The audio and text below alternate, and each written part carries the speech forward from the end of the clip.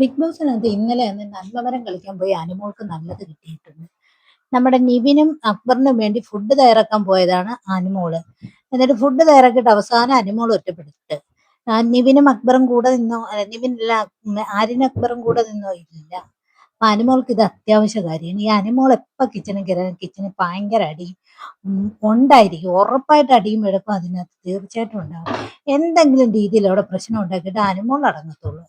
ഇപ്പൊ തന്നെ ഇന്നലെ തന്നെ ഈ കാണിച്ചിരിക്കുന്നുണ്ട്, അനുമോൾ ആവശ്യമില്ലാതെ പിടിച്ചു വാങ്ങിയതാണ്.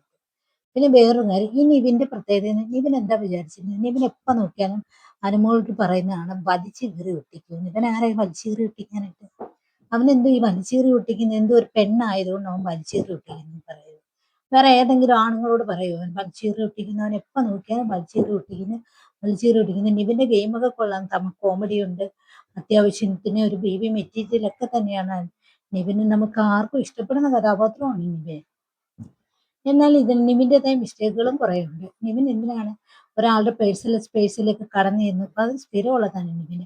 ഇപ്പൊ അനുമോൾ ഫുഡുമായിട്ട് വരുന്ന അനുമോളുടെ അടുത്തോട്ട് കയറി കയറി ചെല്ലുന്ന നിവിനെ കണ്ടോ?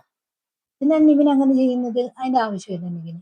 അത് മാത്രമല്ല, നിവിൻ പറഞ്ഞെന്ന് പറയുന്നത് അനുമോളെ വലിച്ചു കീറി ഇട്ടിരിക്കുന്നത്. ഇതിപ്പോ ആദ്യമായിട്ടല്ല, പല തവണയായിട്ട് നിവിൻ പറയുന്നത് വലിച്ചു കീറി ഇട്ടിരിക്കുന്നത്. ഇതിൽ ആരായിട്ടും ചോദ്യം ചെയ്യണം, ചോദ്യം ചെയ്തേ പറ്റത്തുള്ളൂ. കാരണം അയാൾക്ക് അത് പറയാനുള്ള അവകാശമില്ല. ഒരു പെണ്ണായത് കൊണ്ടാണ് അയാളത് പറയുന്നത്, വലിച്ചു കീറി ഒട്ടിക്കുമെന്ന്. വേറെ ഏതെങ്കിലും ആണുങ്ങളുടെ കയ്യിൽ പറയുമോ വലിച്ചു കീറി ഒട്ടിക്കുമെന്ന്? അനുമോളോട് മാത്രമാണല്ലോ അയാൾ പലതവണയായിട്ട് പറയുന്നത് വലിച്ചു കീറി ഒട്ടിക്കുന്നു. അയാളുടെ ഗെയിം മൊത്തം അനുമോൾക്കെതിരെയാണ്. വേറെ ആർക്കും എതിരെ അയാൾ ഗെയിം കളിക്കത്തില്ല. എന്ത് വിഷയം ഉണ്ടെങ്കിലും അനുമോളുടെ പിന്നാലെ നടന്ന് അയാൾ ചൊറിഞ്ഞു ചൊറിഞ്ഞാണ് ഗെയിം കളിച്ചുകൊണ്ടിരിക്കുന്നത്.